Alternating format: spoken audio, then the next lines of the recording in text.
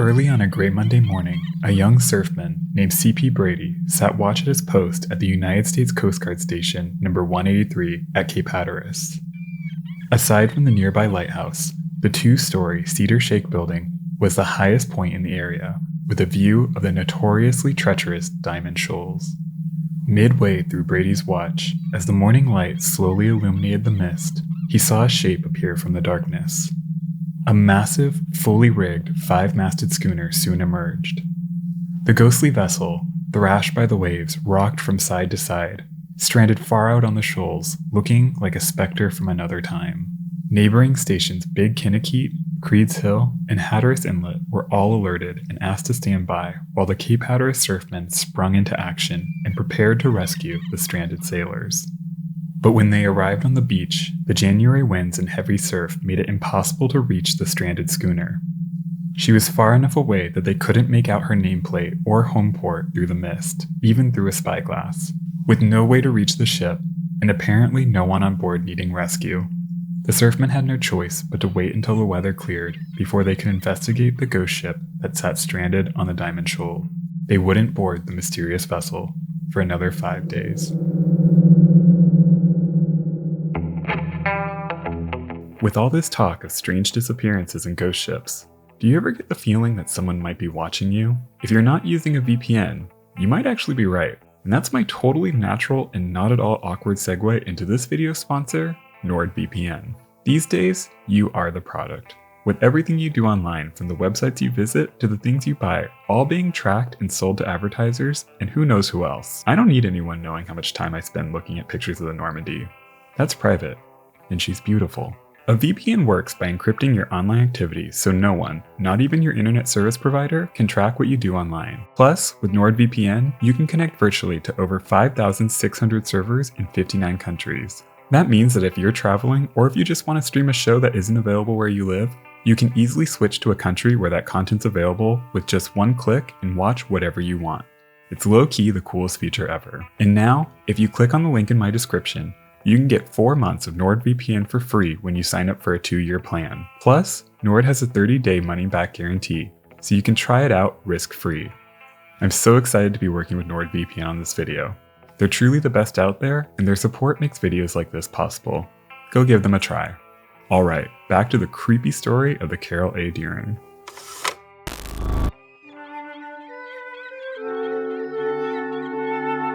In 1866, William Donnell and Gardner Deering partnered to start a small shipyard in Bath, Maine. Both men were sons of shipbuilders, and they started out building small schooners, fishing craft, and other coastal vessels, quickly gaining a reputation for quality and fine workmanship. After 20 years, Gardner Deering took full control of the shipyard, and in 1905, he formally brought in his children Frank, Harry, Lydia, and Carroll into the business as partners, forming the G.G. Deering Company Shipbuilders and Ship Agents on May 6, 1905. By then, the company was building large 4- and 5-masted schooners and continued this work through World War I, completing approximately 1 vessel every year.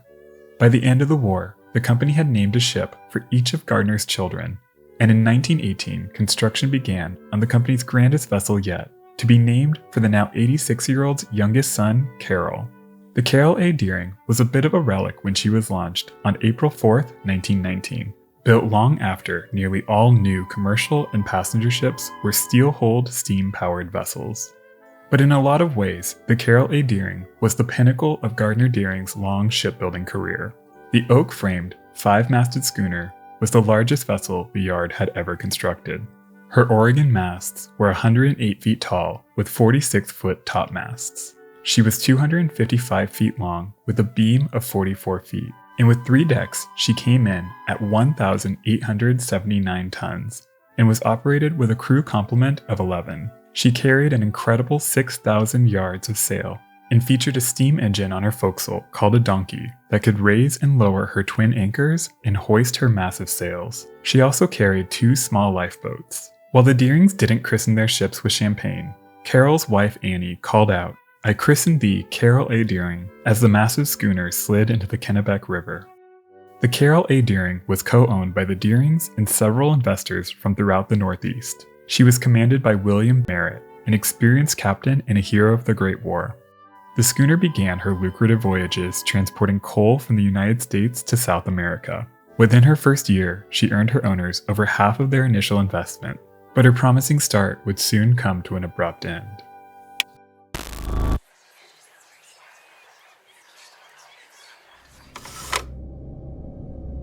The Carroll A. Deering left Hampton Roads, Virginia on August 26, 1920, with a load of coal bound for Rio de Janeiro. But on the 2nd of September, she made a stop in Delaware, where 54-year-old Captain Merritt took a hotel room to recover from a sudden illness. After 5 days, Captain Merritt still hadn't recovered, and he decided that he couldn't continue the voyage. It's also reported that he didn't like the ship's crew and didn't wish to sail with them.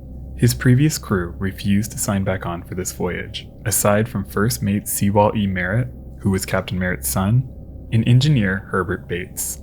The replacement crew was a hastily gathered group of unfamiliar Scandinavian sailors. With his father seriously ill, Sewall Merritt sent a wire to Gardner Deering back in Maine, requesting a relief captain. His Portland neighbor, the highly experienced schoonerman Willis B. Wormell, was suggested for the job. Captain Wormell was 66 years old, and he had been retired for 6 years by this time, but he remained on call as an interim captain for occasions such as this one. When he received the telegram from the Deerings asking him to perform one last run, he was on vacation with his wife and their daughter Lula Wormell. He quickly accepted and headed to Delaware to assume command. On September 8, 1920, Captain Wormell signed on with the Carroll A. Deering. Joining him was a new first mate, Charles B. McClellan, a hastily located sailor from Boston. They soon began the long voyage to Rio, arriving there in November without incident. While in Rio, Captain Wormell had dinner with an old friend, fellow Captain George A. Goodwin. During the dinner, Wormell told his friend that he had a worthless first mate and his second mate wasn't much better. But he said that if anything bad occurred, his engineer, Herbert Bates, was a fellow Mainer and would have his back. The Deering left Rio on December 2, 1920, and stopped in Bridgetown Harbor in Barbados for supplies. As they dropped anchor, First Mate McClellan got into an altercation with Captain Wormell, apparently screaming, "I'll kill you before it's over, old man." The captain ordered McClellan off the ship, where he and the rest of the crew began a 5-day bender on shore. While in Bridgetown, Captain Wormell told another captain, Hugh L. Norton, master of the schooner Augusta W. Snow, that he was having serious trouble with his first mate, who was habitually drunk on shore and unable to handle the crew properly, treating them with what Wormell felt was totally uncalled for levels of brutality. Captain Norton recalled that Captain Wormell was in excellent health when he spoke with him, but other witnesses reported that the old captain didn't seem well. He told Captain Norton that he would sail the Deering no further than Virginia. Once there, he would head home to Maine. Captain Wormell also confided in another captain, G.W. Bunker. The two openly discussed the possibility of mutiny, and while Wormell was seriously concerned, he felt that he could trust his engineer Herbert Bates, and having one man on his side would be enough to get them to Virginia. Captain Bunker wasn't so sure. But Wormell also felt that the ship being empty kept him safe because there was no cargo for the crew to steal, removing any financial incentive for mutiny. After his meeting with Captain Wormell, Captain Norton would soon cross paths with First Mate McClellan. Norton claimed that McClellan seemed at least partially sober at the time. The first mate claimed that he was having serious trouble with the crew, but Captain Wormell interfered whenever he tried to discipline the men, so he felt that he had no authority to do his job. He also claimed that because of Wormell's poor eyesight, he had to do all of the navigating on his own. McClellan then grew desperate and told Captain Norton that he needed a new ship. He asked if Norton would sign him on as mate, but Captain Norton, of course, refused, judging McClellan to be of poor character. McClellan then immediately proved him right when he got angry at the refusal and began shouting. Captain Norton, his first mate, and the captain of another vessel all reportedly heard McClellan yell out another threat. "Well then, I'll get the captain before we get to Norfolk. I will." McClellan's drunken bender was reckless enough that he finally got himself arrested. Ultimately, Captain Wormell decided to forgive him. He paid his bail and had him brought back to the ship to dry out. The Carroll A. Deering raised anchor and left Bridgetown for Hampton Roads, Virginia, on January 9, 1920. What happened to her over the next several days remains a mystery.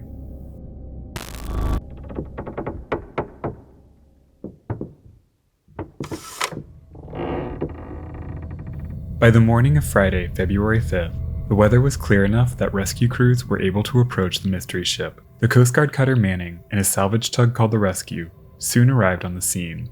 As they drew near, they could finally read her nameplate, Carroll A. Deering of Bath, Maine. The Coast Guard repeatedly called out to the derelict schooner, but they received no reply.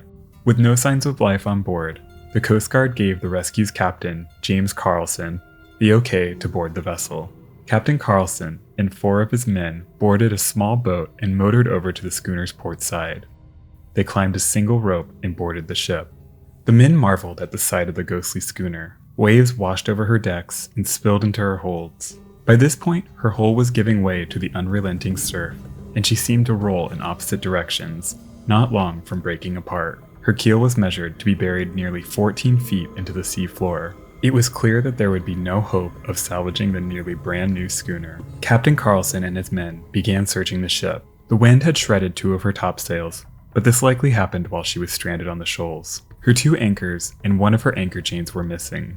As the men moved aft, the mystery grew. They found that someone had been preparing a meal in the galley, with a pot of pea soup, a pan with slabs of spare ribs, and a pot of coffee on her stove. Stranger still, they found that her steering gear was ruined and her wheel was broken. The binnacle box was smashed in and shattered. The rudder was disengaged 15 feet from its stock. Nearby, a 9-pound sledgehammer was found. But Carlson wasn't sure if the hammer was used to destroy the ship's equipment or if someone was attempting a repair. He also wasn't sure if some of this damage occurred before or after the ship's grounding. Her 2 boats were missing. Both davits and falls were way out over her sides, and the boats had been cut from their falls. She had 2 red lights high in her rigging, a signal that meant the ship was in distress. Below her quarterdeck, Captain Warmel's cabin was in a state of disarray, with clothes strewn about and the bed unmade. It appeared that someone was using the spare room, meant for guests of the captain. In the chart room, 2 or 3 pairs of rubber boots that didn't seem to belong to the captain lay scattered about on the floor. His trunk and other personal belongings were all missing, as were the ship's navigational equipment, log, and other papers. The crew's personal effects were also gone. Captain Warmel's Bible was found, and Carlson had it sent back to his family. 3 cats, nearly starved to death, were also found and rescued from the ship. Captain Carlson, an experienced salvageman, had no idea what to make of the strange scene he found on board the Carroll A. Deering. The mystery of what happened to her crew and why they abandoned a perfectly intact and valuable ship would soon become a national obsession.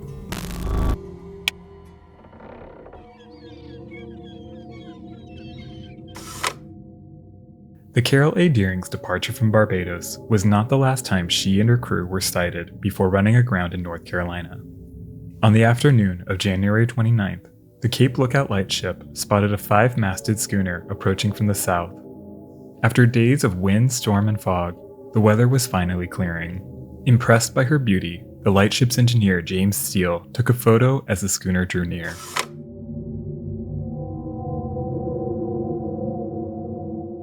A red-headed man called out from the ship using a megaphone and said that they had lost both anchors in a gale off Frying Pan Shoals, and asked that the lightship convey word to their owners.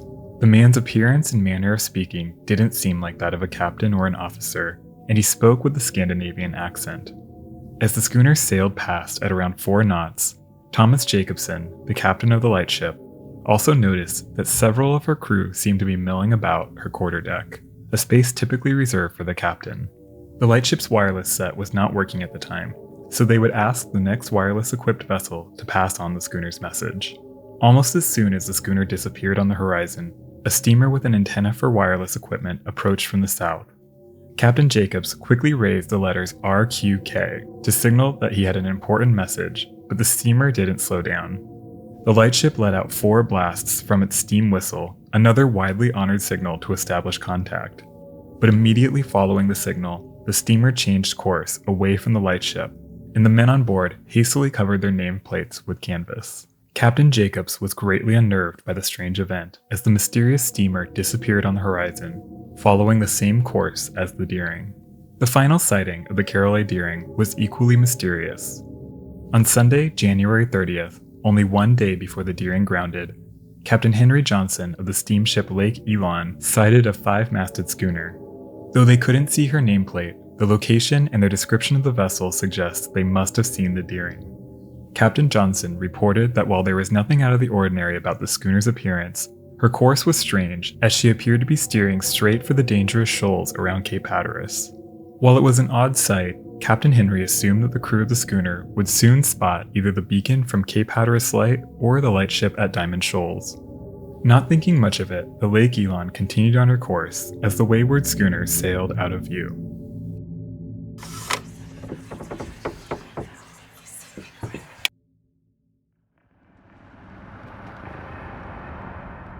Soon, numerous investigations were launched to determine what happened to the crew of the Carroll A. Deering, including one led by future President Herbert Hoover, who was then the Secretary of Commerce.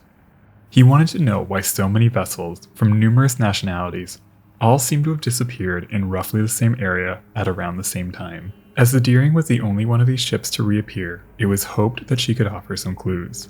But it was soon concluded that many of these disappearances could be explained by a series of severe hurricanes in the area. As the Deering's course was traced, it appeared that she was sailing away from these storms.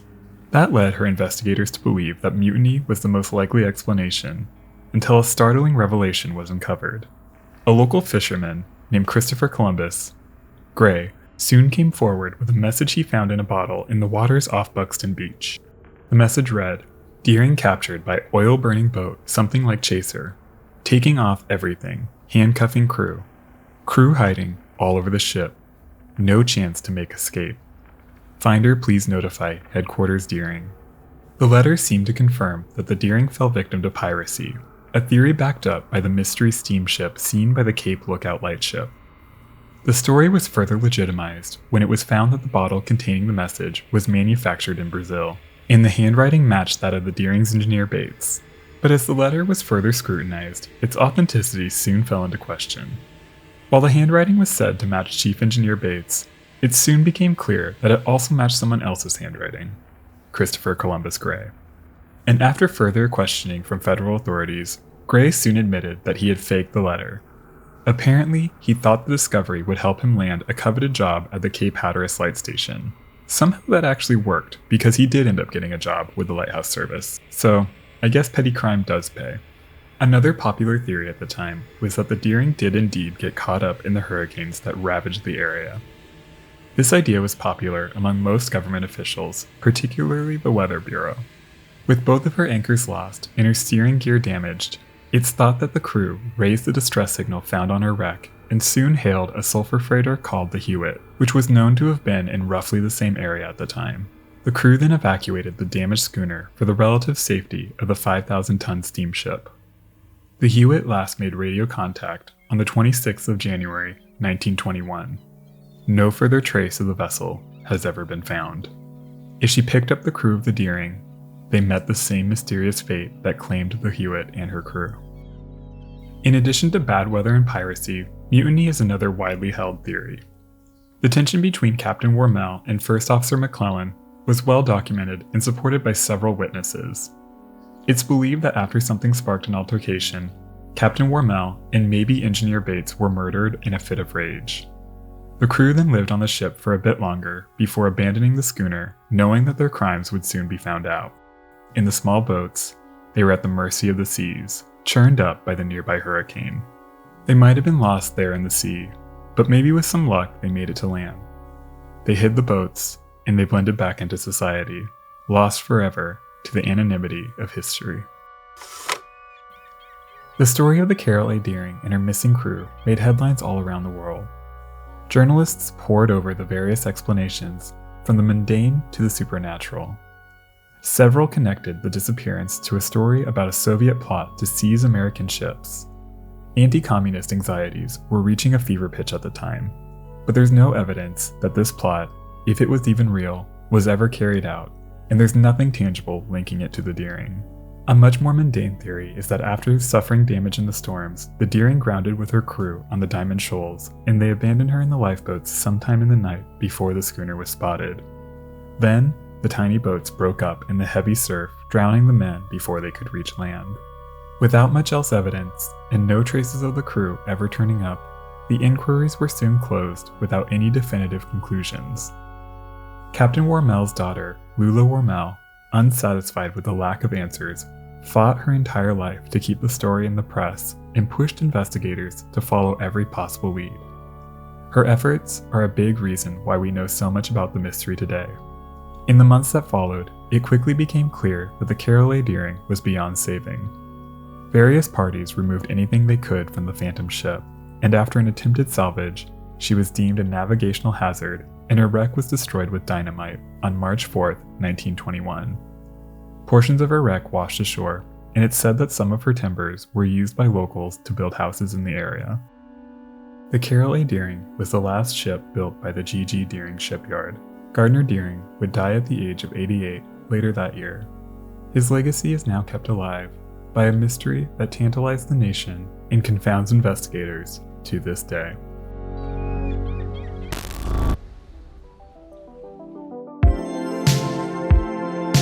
Thank you so much for watching. If you enjoyed this video, help out the channel by leaving a like and comment down below, letting me know what you think happened to the Carroll A Deering. And if you haven't done so already, hit that subscribe button for more ocean liner history. Thank you again to NordVPN for sponsoring this video. Check them out in the link below. I'd also like to give a special thank you to my patrons for making videos like this possible. If you'd like to help this channel grow, consider joining the Big Ol' Boats crew over on Patreon, where you can get special perks like behind the scenes updates and early access to videos. Alright crew, that's all I've got. Until the next one, be nice to people.